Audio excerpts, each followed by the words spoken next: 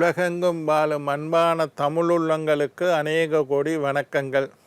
நல்ல நேரம் நிகழ்ச்சியூடாக நல்லதே நினைப்போம், நல்லதே நடக்கும், நலமாயிருப்போம்.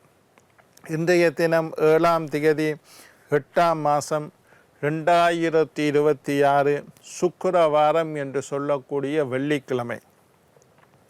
பராபவ வருடம் ஆடி மாதம் 22ஆம் நாள், நவமி திதி, கார்த்திகை நட்சத்திரம், சித்த யோகம். இன்றைய தினம் ராகு காலம் 10:30 மணி முதல் 12 மணி வரை. இன்றைய தினம் யமகண்டம் 3 மணி முதல் 4:30 மணி வரை. இன்றைய தினம் நல்ல நேரம் 6 மணி முதல் 7:30 மணி வரை. இன்றைய தினம் குளிகன் நேரம் 7:30 மணி முதல் 9 மணி வரை. இன்றைய தினம் சுவாதி விசாகம் நட்சத்திரக்காரர்களுக்கு சந்திராஷ்டம தினம். சுவாதி விசாகம் நட்சத்திரக்காரர்களுக்கு சந்திராஷ்டம தினம். சூலம் மேற்கு, பரிகாரம் வெள்ளம். என்ன நேர்களே, வாருங்கள் இனி இன்றைய தினத்திற்குண்டான ராசி பலன்களை பார்க்கலாம்.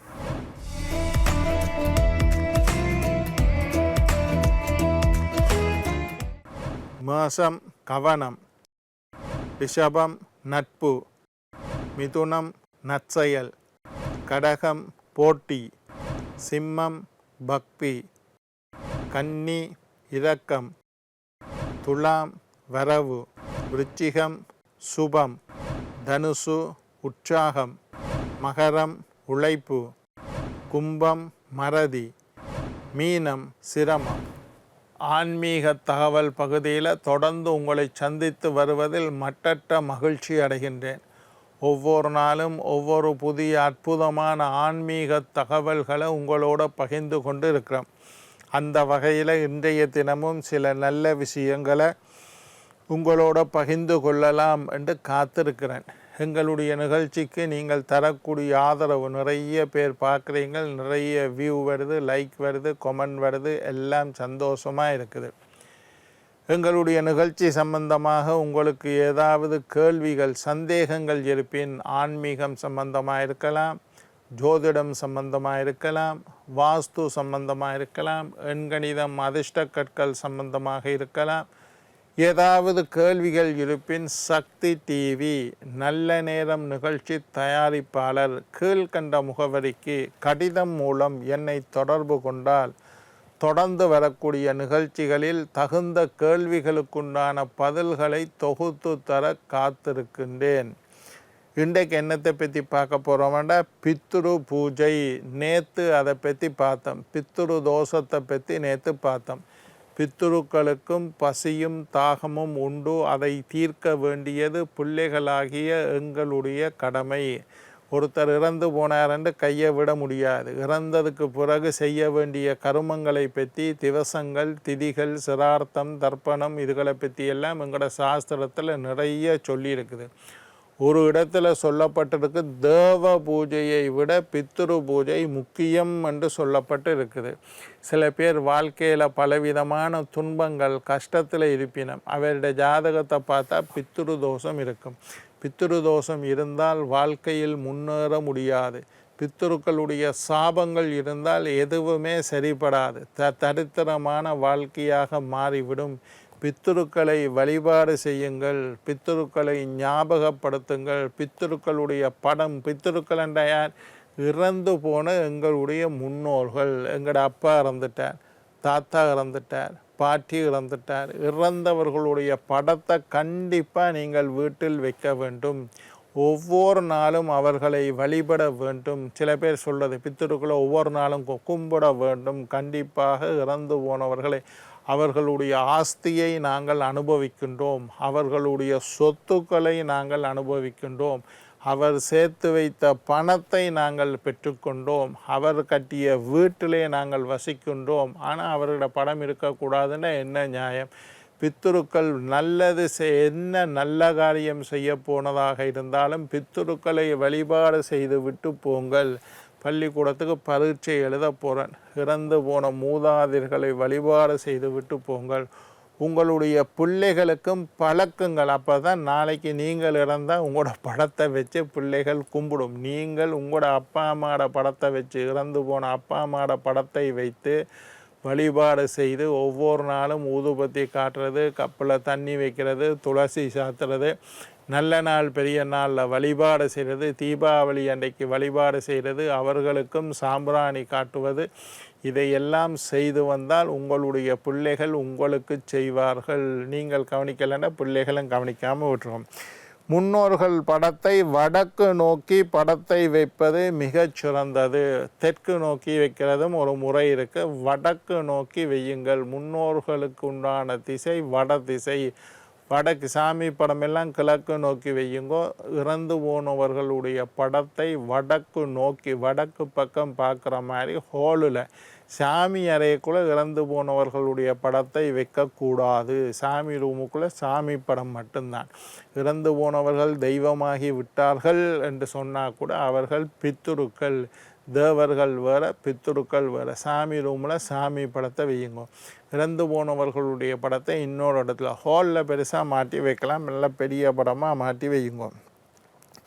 வடக்கு நோக்கி இருக்கிற மாதிரி போங்க. இறந்து போன திதிகளை கவனமாக செலுதி வைத்து கொள்ளுங்கள். திதி தெரியாட்டி ஒரு ஜோசியர்கிட்ட போங்க, ஒரு ஐயாட்ட போங்க, ஒரு குருக்கள்கிட்ட போங்க.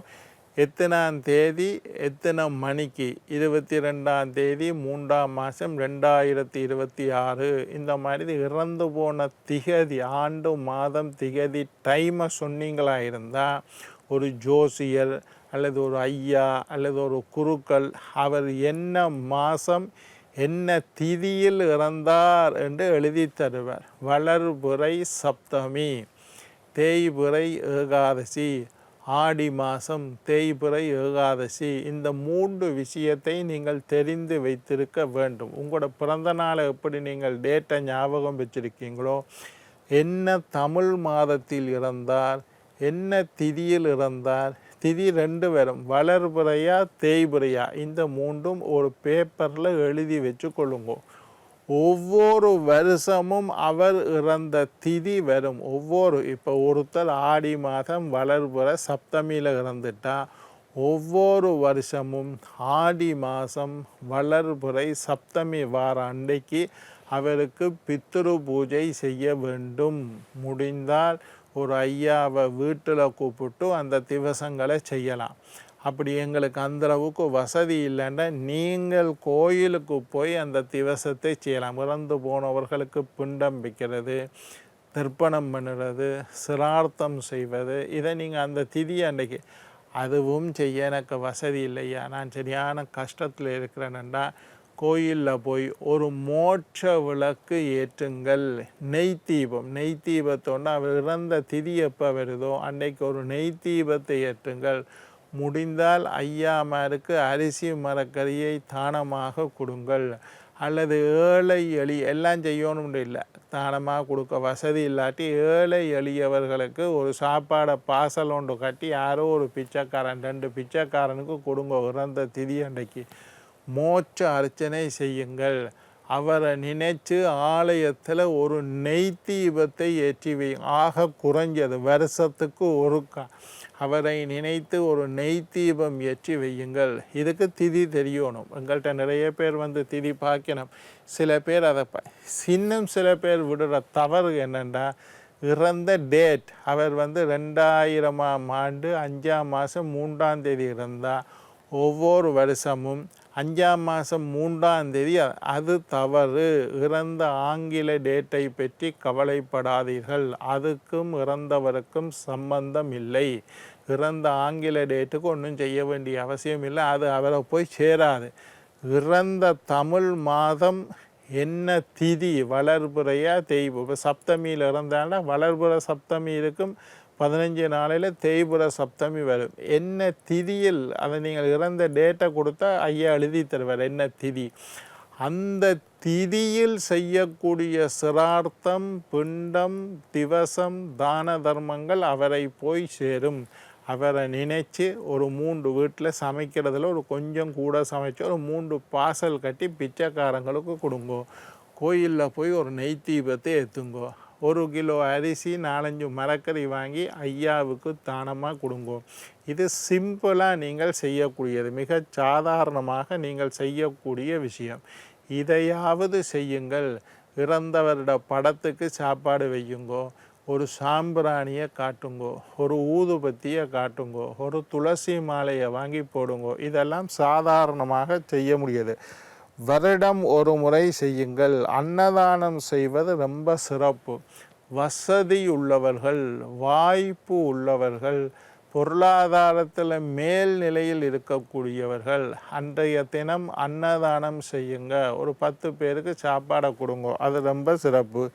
ஏழைகளுக்கு உணவு கொடுங்கள். சாப்பிட வழி இல்லாதவர்கள், அடுப்பு நெருப்பு இல்லாதவர்கள், சாப்பிட வசதி இல்லாதவர்கள், சாப்பிட வழி இல்லாதவர்களுக்கு நீங்கள் உணவு கொடுத்தீர்களாக இருந்தால் அது கண்டிப்பாக இறந்தவர்கள் அடுத்த பிறவியில் ஒரு மனுஷனாக இருந்தாலும் சரி, மாடாக இருந்தாலும் சரி, நாயாக பிறந்திருந்தாலும் சரி, அவர்களுக்கு உணவு கிடைக்கும். அந்த உணவை நீங்கள் அன்னதானம் செய்யுங்க. இது செய்ய முடியாதவர்கள், செய்ய இல்லை ஐயா இறந்த டேட்டு இப்போ தான் நீங்கள் சொன்னீங்க, நான் தவற விட்டுட்டேன், அந்த திதியை என்னால் செய்ய முடியலை, நான் அன்றைக்கு வீட்டில் இல்லை, ஏதோ ஒரு காரணத்தில் தவற விட்டால் வருஷத்தில் 3 தினங்கள் வருது.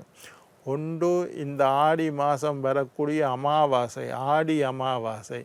தை மாதத்தில் வரக்கூடிய அமாவாசை, தை அமாவாசை. தமிழுக்கு புரட்டாதி மாதத்தில் வரக்கூடிய அமாவாசை புரட்டாதி. ஆடி அமாவாசை, தை அமாவாசை, புரட்டாதி அமாவாசை. இந்த 3 அமாவாசைகளிலாவது கண்டிப்பாக இறந்து போனவர்களுக்கு சிரார்த்தம் நீங்கள் செய்ய வேண்டும். என்ன நேயர்களே, நாளை மற்றொரு நிகழ்ச்சியில் உங்களை சந்திக்கும் வரை உங்களிடம் விடைபெறுவது உங்கள் ஜோதிட சித்தர் டாக்டர் ராஜராஜ குருக்கள்.